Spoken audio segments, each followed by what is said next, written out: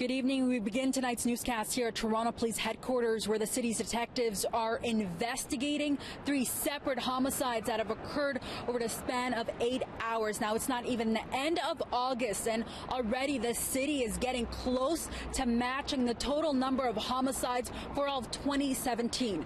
More on these statistics in just a few moments, but first, here's what we know about homicides 61, 62, and 63 of this year. A man in his 20s dead following a shooting in this building on Adelaide Street East, just west of Parliament. Police say shots rang out around 2 a.m. this morning, and the man was found in a common area of the residential building with a gunshot injury to his upper body.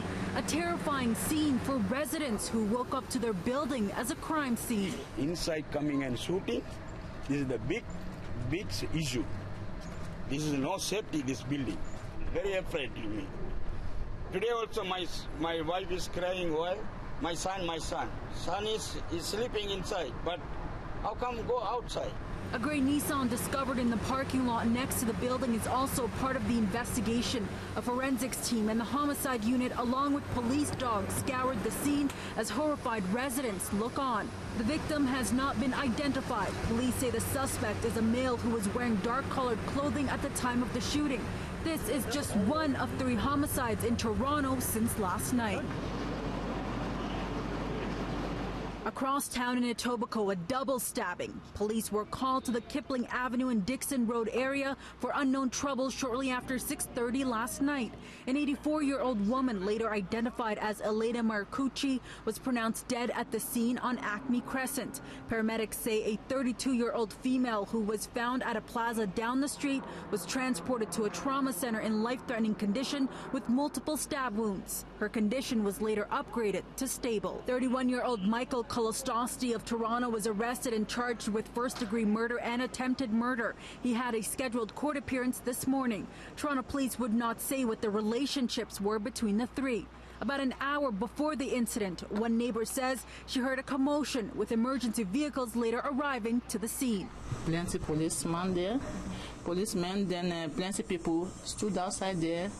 So they were fighting with one guy. Residents we spoke describe Elena as a sweet woman who lived at the home with her elderly husband who had health issues, and that a caregiver made visits to the home.